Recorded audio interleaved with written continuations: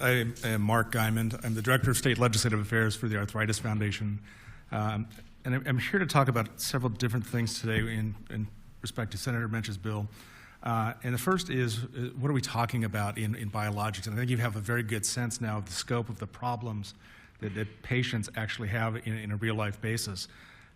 It's not just arthritis, it's comorbidities that go along with it. It may be 4, 5, 6 different conditions.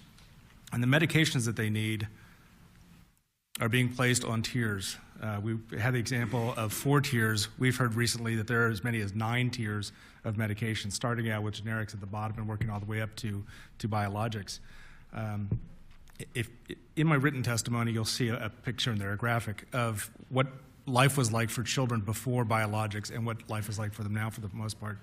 A generation ago, before biologics, at our JA conference, literally every child in the picture was in a wheelchair. Last year's JA conference, there were very few wheelchairs. Biologics change lives, and we don't want to restrict the access to those biologics ever. And some of the barriers that we're looking at is not just the coinsurance. I think Senator Mensch's bill very, very admirably addresses that issue. But there are other barriers going into that, and I'd like to talk about those for just a moment. The first really being deductibles. Deductibles pose an immediate barrier for folks on biologics because it's a large amount of cash that they have to come up with very quickly in the course of a plan year.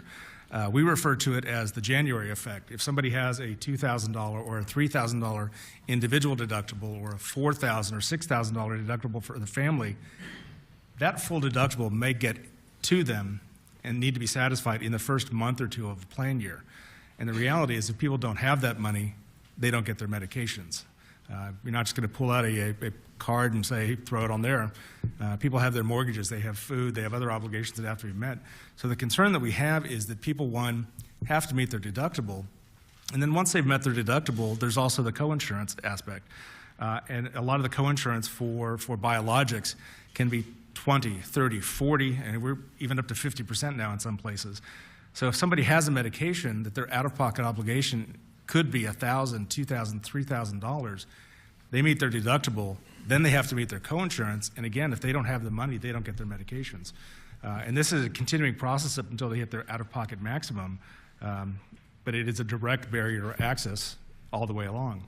I think it's important to remember, too, that what biologics are and what they're not. These are live cells. They have special handling requirements. They have special education of the patients. This is not a pill that you get at your corner drugstore. This is not a community pharmacy issue. These medications are 100% infused or injected.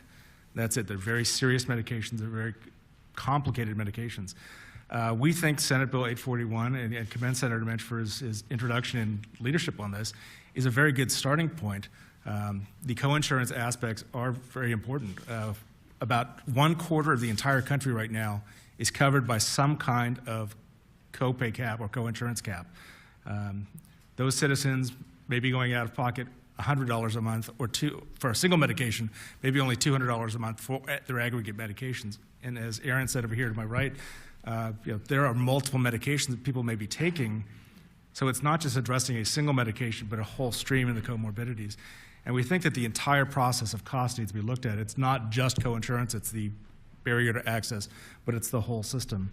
And we think Senate Bill 841 would be a very good starting point.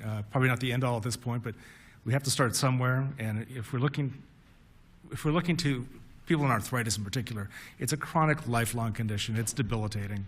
And if we look at the kids, it's the difference between being in a wheelchair and not. So we have to make sure that access is available. Thank you.